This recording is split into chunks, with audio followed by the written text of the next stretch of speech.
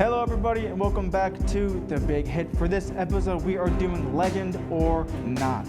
That is with Ian Decker, me, your producer, executive producer Joseph Chrisman, and producer Kyle Scott. Then we are doing baseball spring training with Ian Decker and Kyle Scott. You're not going to want to miss this episode of The Big Hit.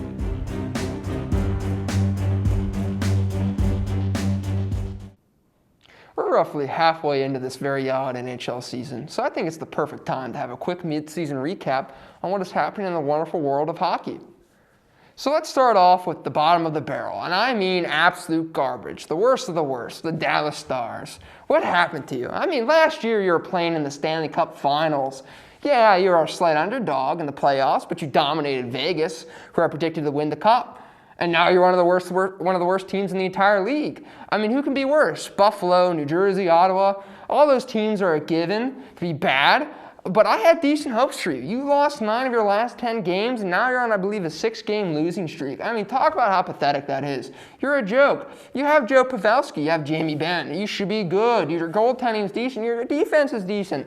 You should be in the playoffs this year, but alas, you're not. Now let's talk about the LA Kings, my favorite team of all the sports. Shocking I'd pick a completely mediocre team to be my favorite, but alas, here we are.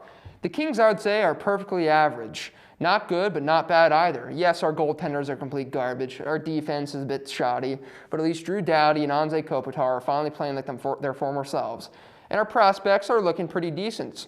Yeah, we still play fat and slow, just like how we did before in a very fast-paced league, which is not good. But we're not going to make the playoffs this year, I know that. Maybe next year, but again, probably not. And the year after, we should make the playoffs. I mean, we're consistently rising. But it's a nice change of pace from being a complete absolute dumpster fire. Right now, I would compare our playing style be somewhat like having a bad day at work and you come home to your nagging girlfriend because you didn't do the dishes last night. But then you crack a nice cold beer. When you crack a nice cold beer, you grab a little bowl of cereal. Yeah, it was a bad day, but you had some bright sides to it. And that's exactly how the Kings are looking right now. Bad, but you have some good aspects to it. Now let's get to the cream of the crop, Toronto and Tampa Bay. I mean, what is to be said about these teams that haven't been said already? I mean, they're good. They're phenomenal. They're consistently good. Both teams have been good for the last couple of years, so it's to be expected. Those teams are stacked. Tampa Bay, who don't they have? Victor Hedman on defense. Stunner. Great guy. Steven Stamkos. Arguably just as good in his prime as Alexander Ovechkin was. And Nikita Kucherov, who's one of the best forwards in the league. So it's a safe bet that both those teams are going to make it to the playoffs. Honestly, I have Tampa Bay winning again. I mean, who's going to beat them? Toronto, no. They're going to choke in the first round, as they usually do. Nobody else in the East can really contend. I mean, you have Carolina, a bunch of young guys. Yeah, they beat them, 2 years ago in the playoffs in a sweep, but they're not going to beat this Tampa Bay team now. Who do you have in the West? All the West is trash. They're all bad. You have Vegas. Vegas is not going to win, though. They're going to probably choke again to some other team like Dallas, but it's not going to. It's going to be Tampa Bay, and I think it's a safe bet to win the Stanley Cup. But anyways, my name is Ian Decker, and this was our mid-season recap on the NHL. Hi everybody, and welcome back. Today we're going to do a little something different. We're going to do a little game, legend or not. You know, some players, they're legends. Other ones could be considered legends. Others are not. So I'm going to ask Kyle, we're going to fastball some answers back and forth, some names, and he's going to tell me if they are a legend or not in the sport. Okay. Starting off, we have Wade Boggs. Oh, Wade Boggs is a legend for sure. Why is he a legend? Wade Boggs was on both the Red Sox and the Yankees, #1. Okay. He may or may not have a World Series ring. He was a perennial all-star. He's the kind of baseball player you want on your team. He's a hard-nosed, hard-playing, hard-throwing son of a gun who's going to give you his whole the entire game. He's not going to go give you 5 good innings and 4 so-so innings. He's giving you 9 innings. You know what I mean? Oh, yeah. All right. Next up, we have Michael Phelps. Oh, easy one. Yeah, I mean, I want to say Michael Phelps is a legend. But I mean, why wouldn't he be a legend? I mean, what has he done since 2012? He won some medals in 2016 in Rio de Janeiro. All right, what has he done since 2016? There hasn't been an Olympics since 2016. Damn, he's a legend. All right, you convinced me. He's got like, what, 29,000 gold? He has the most gold medals out of any Olympian that has ever lived. Yeah. And has set pretty much all the records for men's swimming.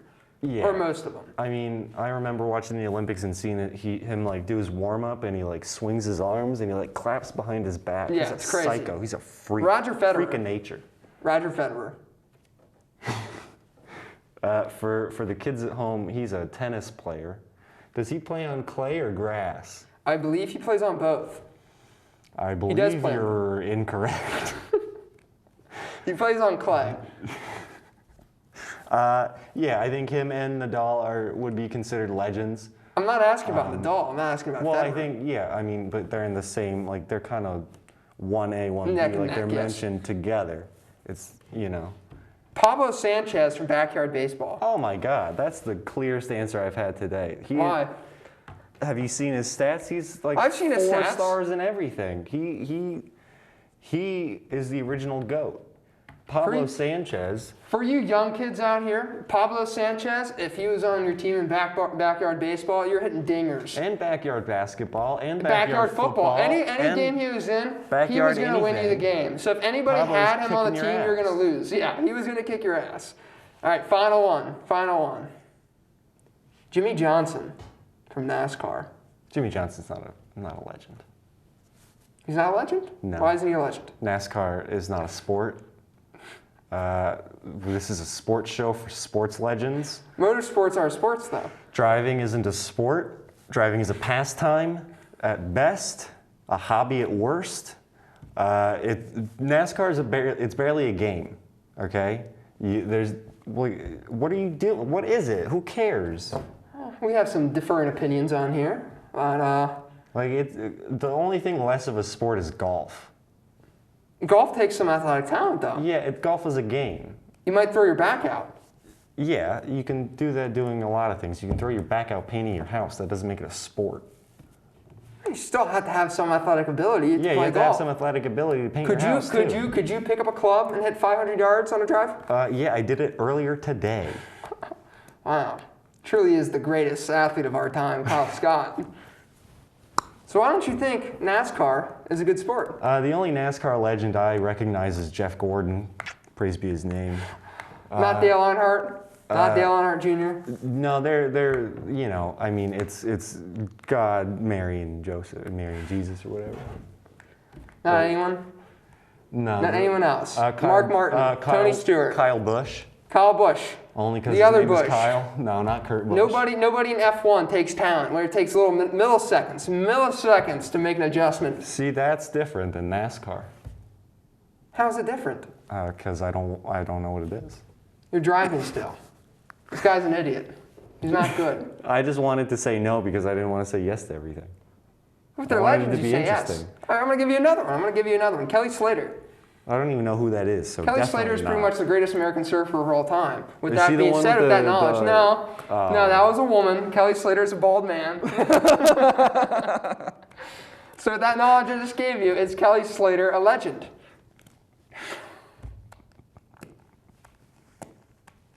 Still no. Still no. Surfing, also not a sport. All right, well, since Kyle Scott Surfing here, is a leisure activity you participate on vacation. All right, I'm gonna cut It's you off not real a quick. sport. Since Kyle Scott doesn't know anything about sports, Is mini golf a sport? since Kyle Scott doesn't know anything about sports, Is beach volleyball between yes, two it people? is. It's a sport. It takes athletic ability to play beach volleyball. Anyways, I'm Ian Decker. This is Kyle Scott, and this is Legend or Not. Hello, beautiful boys and girls, and welcome back to Legend or Not. I'm here with our other producer, Joey Christman. I'm going to ask him if they're a legend or not. It's simple. It's an easy game. To start you off, I'll give you something easy. Joe Flacco, is he a legend or not? Absolutely not. Are you kidding me? That's probably one of the worst questions I've ever heard in my life. Joe Flacco won one Super Bowl and probably was one of the worst quarterbacks to ever win a Super Bowl. I mean, the only accolade he had was like throwing over 4,000 yards like once. He won Rookie of the Year. That was like his two biggest accolades in Super Bowl. Not a legend whatsoever. Maybe if any legend, a Baltimore Ravens legend, but that's not saying much because it's the Baltimore Ravens. Baltimore is a terrible team. Maybe he has some bias due to divisional and rivalry, but who knows? I'm just speaking the truth here. I mean, Lamar Jackson's pretty much already up there with Flacco already. to be Yeah, honest. I mean, I don't think it's that hard. I think a high school football player could probably surpass Joe Flacco in NFL Oh, 100%. stats. Next person, Ray Allen. Is he a red legend or not? I'm not sure who that is. Who exactly is Ray that? Allen was the guy who shot the basket in I believe it was Game 6 of the NBA Finals for the Miami Heat and tied the game and pushed it to Game 7.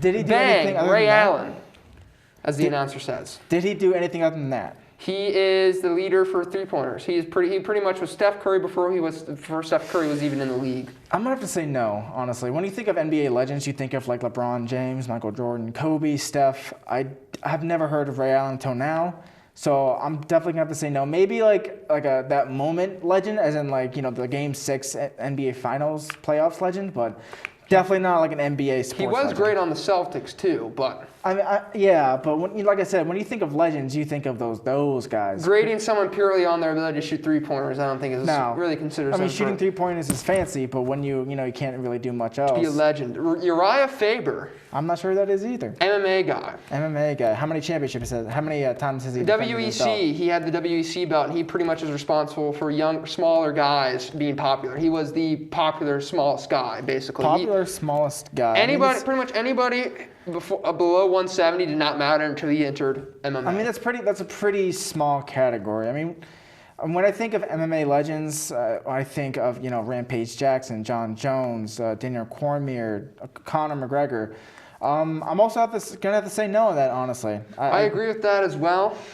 Even though Uriah Faber is probably my favorite MMA fighter of all time, but after watching Piotr Jan give him a second butt in his chin, I knew he wasn't a legend anymore. Next person, Magnus Carlsen. I don't know. Famed Norwegian chess player. Oh my Highest God. chess rating of all time. Highest chess rating of all time. I mean, Longest win streak in chess history. If you watched the previous segment when Kyle was on, he was talking about how like golf and the other one wasn't a sport, it's a game. Chess is literally just a pastime. It's what you do with your father, and I don't think that's even qualified as a sport. So no. Definitely not. Magnus Carlsen will be my father in chess, though. I'll tell you that much. I do agree. Chess is not a sport. It takes talent, but it's not a sport. It takes strategy and maybe some like mental like talent, but no. Sports usually just physical athleticism. All right, Draymond Green. Ooh, NBA legend. No, he's when he was in his prime, he was one of the best. Like, what position does he play? Center, power forward? He plays power forward, I believe. He was during his prime. He was probably one of the best power forwards in the NBA, but I don't think he was good enough to be considered a legend. 3 rings, though. Yeah, and a very quintessential part of the original Big Three for.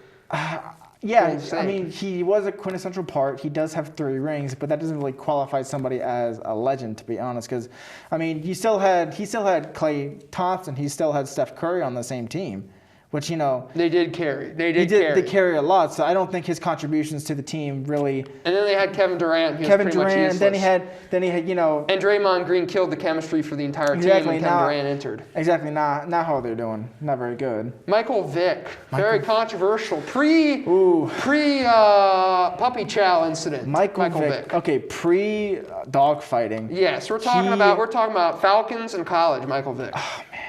He was one of the most electrifying quarterbacks to ever watch. I never got the privilege of watching him because I was too young to remember, but I've watched highlights, and he is like Lamar Jackson on steroids. Lamar Jackson's very good. He's very elusive, very fast, but Michael Vick took it to a whole new level. For you dweebs at home, Michael Vick is like the Pablo Sanchez of Madden. He is a phenomenal. He was his cheat code, pretty much. If you had Michael Vick, you pretty much are guaranteed a win because you can't catch the guy. And neither could the defenders playing against him in the NFL. They couldn't catch him. But obviously, the legal teams in the state of Georgia could catch him. Yeah, they caught him, threw him in prison for 12 to 16 months. But I do think he is a legend regarding NFL. I do think, because I don't think anybody is going to forget who Michael Vick is for 2 reasons. I'm focusing on the positives here.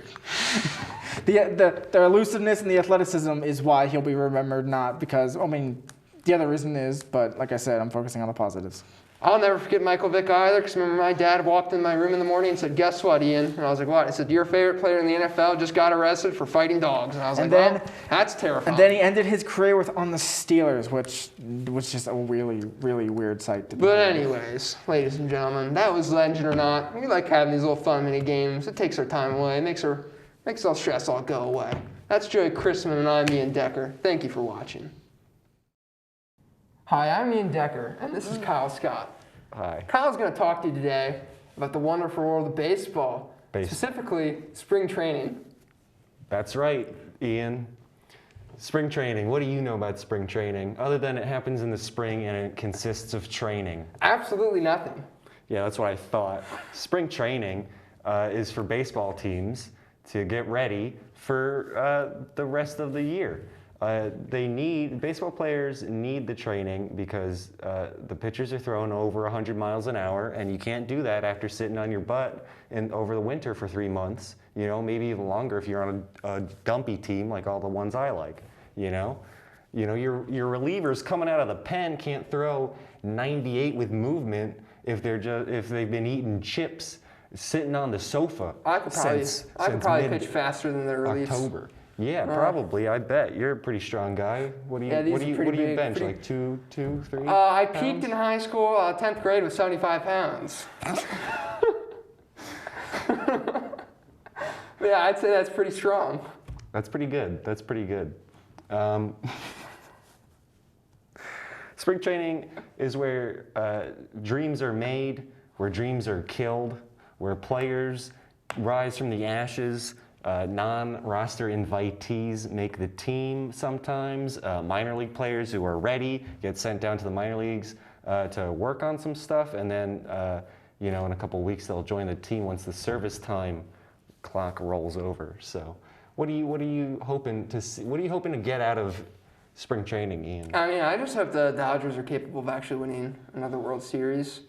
A back-to-back would be nice after having a devastating back-to-back losses in the World Series, so taking another chip home would be great. Yeah, so your goals are pretty high. You want very, very high. You're not content with success. No, I just want another victory, and if they tank after that, I'm okay with it. You want the repeat.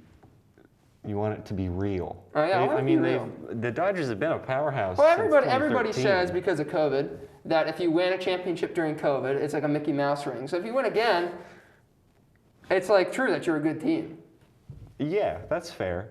I mean, there's a lot of things going into the Dodgers right now. They just got Trevor Bauer. They still have their farm system is stacked as always. They got this guy, I don't know, you probably haven't heard of him, Gavin Lux. No. Second baseman. He looks to be the real deal, as they say, real five-tool player over at second base, which isn't a position that you see a lot of heavy hitters. It's more of a soft hitter, good defense kind of guy. What would you say are the hardest hitters? So that second base or in general? Or no, I mean like in general. Where would you say where the hardest hitters would be, like positioned? Probably in the outfield or first base. You see a lot of corner outfielders where the defense isn't as important. And first base, where once again, the defense isn't as important. Your archetype first baseman, Frank Thomas, big, Nugenics. Those commercials for Nugenics? Yeah. Frank Thomas, giant dude, just cranking 45 dingers a year, 12 errors a game. That's what you're looking for if you want, some sluggers. Like Mark McGwire was a first baseman. Okay. Sammy Sosa and Barry Bonds were corner outfielders. Well, Barry Bonds was also on steroids, so. Yeah, they all were. Yeah. Yeah. But in the news, I saw Tim Tebow finally retired Tim from Tebow finally retired a career. The MLB or the minors. I think he was in the minors. He never really made it to the MLB. He was a career minor leaguer. He spent his time on the Mets minor league system, hanging out on the Rumble Ponies. I can't remember. Not Syracuse. Was it Syracuse? Maybe. One of their minor league teams up in upstate New York. The Rumble Ponies or just the AAA Mets. He sucked. He was so bad at baseball. He'd been in the minors for like 7 years. Get like a couple call-ups maybe, but he was just bad at baseball. Now is he just in the team's like roster because he had a big name behind him, or at least he was decent in the minors? No, I think he was decent in college, and that's why he was signed. Because after football, they were like, oh well, maybe. But if he's consistently bad in the yeah. minors, well, they offered him would a they only contract. keep him on the team just to bring fans into the stadium? Yeah, probably. They were probably just hedging their bets that, hey, Tim Tebow, Yeah. Who do you he might have something in the tank. Who do you think's gonna win, or who do you think's gonna go far this season? Well, I think the winner of the Cactus League is going to be the Mariners, obviously, and I think the winner of the Grapefruit League is going to be the Nationals. Why the Nationals? I don't know. You don't know? No. Would you see them coming back and winning another one? I think they would like that. I don't think they can. They're in a very tough division, and they're kind of on the at the end of their window, and we have a few more teams coming into their window. Like what teams? Well, the Mets, the Braves, the Marlins are trying to do something. The Phillies are desperately fighting to be relevant. They haven't had a winning season since 2012. It brings me so much joy to say that. The Phillies are one of the worst professional sports teams in America. Not even just baseball, not even, they're the first professional sports team to reach 10,000 losses. So. Well, you do play a lot more games in baseball, though. Yeah, but still, I don't care. Oh, well, that's great to hear. I don't like the Phillies. But yeah, the Nationals. No, I don't think they're going to do much. They're probably looking at third in their division. Now, who do you think is going to get the best? Has the draft happened yet? No. You think he's going to get the best out of the draft? Well, the Pirates have I'm pretty sure the Pirates have the first overall pick. So whoever they can get, will be an improvement to that team. But the Pirates are just unsavable, though.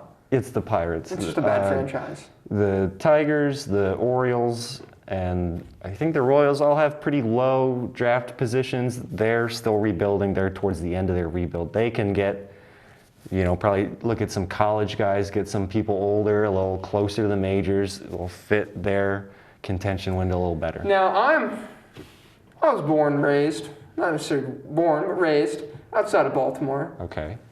Do you think the Orioles at least have a chance to be a decent team again? This year, no.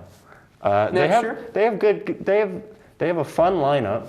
They're a fun team. The Orioles are pretty young at this point, but they're in the AL East. It's just, you have the Yankees, you have the Tampa Bay Rays, who just lost the World Series. You have the Blue Jays, who, if this team was in the 90s and you saw the players on this team, they're all-stars. You have Guerrero, Bichette, Biggio. If this is 1997 and you have those baseball cards, you're running the table out in the playground, okay? But also the Red Sox are, they may be bad, but they're not quite out of it. And then you have the Orioles, who are just kind of the sad black bird of the bunch. Yeah, but the Yankees aren't. They're good, but yeah, the Yankees are really good. They usually choke in the playoffs, don't they? Not necessarily. In recent years. Not necessarily. I don't think you can say that the team with the most championships of all time chokes in the playoffs. But having championships when you're playing against plumbers, compared to playing against actual athletes who all they do their entire life is train, and that's completely different. Sure. The Yankees are still really good. They've made the playoffs the past few years. They've lost, but they usually lose to the winner. Pittsburgh Steelers usually make the playoffs. Yeah, the Pittsburgh Steelers are usually pretty good. Yeah, but they don't make it anywhere. Playoffs usually. Yeah, they get pretty far, win the division. But they're still pretty good. They're a scary team. They're going to do a lot in the regular season. No. If everyone on the Yankees can stay healthy, then they're going to have a good time. But they're a very injury-prone team. A lot of big dudes with a lot of injury risks. If the Yankees all keel over and die and the Rays decide to sell off their entire team, the Orioles might get third in the division. Do you have any sleeper teams? I have some teams that people think are going to be good that I don't think are going to be good. So sleeper in the opposite way. I think the Angels are going to still suck, even though they have Mike Trout and Anthony Rendon and Mike Trout's Shohei just Ohtani wasted generational talent. and David Fletcher and all these guys, and they're wasting everyone's time. Now what's They wrong? suck. What's wrong with the Angels? Is management? Their bullpen? their owner is too involved in baseball operations. Art Marino, he dabbles, you know. Yeah. He gets his sticky little fingers everywhere and doesn't sign a pitcher for 10 years. The Angels have needed pitching for the entire 2010s, and they got Ohtani. He hasn't pitched. I don't think he's pitched a full season. He hasn't stayed healthy enough to pitch a whole season. This is probably his show me year. Can you pitch or are you in the field? What's going on with this two-way player experiment? Now, what do you think it's going to take work? to get rid of that management? Sell the team. Sell the team. A little Mets action. You think that's the only method at this point? I mean, well, when the problem is the owner, it kind of is. So anyone else you think is going to be surprisingly bad? Well, maybe not. Okay, well, here. They're not going to be worse than expected. This team is going to be better than they expect. I think the Royals are making some moves in a division that was seemingly just done. There was already a plan. The AL Central, Twins, White Sox, Royals, Tigers, and the Indians. And for the past year or two, it's been the Twins and the Indians fighting it out for first place. And then last year, the White Sox joined the mix. And the Indians are kind of on the way out because they just traded Francisco Lindor and Cookie Carrasco, a great starting pitcher. And Francisco Lindor is an all-time shortstop. He's amazing. Great. Just for reference here. And so now the Indians think they can compete, but they probably can't. So now you got Twins and you got the White Sox, and the Royals, who are in the middle of a rebuild, who won the World Series 6 years ago, are kind of coming back. They made some trades. They signed some guys to extension, signed some free agents. The Royals are looking nice. They got Lance Lynn. They signed, they got rid of Alex Gordon, but he retired, and he was too old anyway. But the Royals seriously look pretty good. I would look out for the Royals, and I would look out for the Mariners. Our farm system is too good to not have some guys come up soon because the Major League team sucks. Yeah, well, is that all that's happening in the world of baseball? Spring training games are airing on ESPN, which I thought was interesting. But if you watch spring training games, just know two things. You're a loser, and if you think they matter, you're an even bigger loser. Yeah, that's safe to say, because I know the Giants do pretty well in the preseason for football, and they always suck. So, anything else you want to plug, Kyle? No. No? Well, that's Kyle Scott, and I'm Ian Decker, and this is our take on baseball.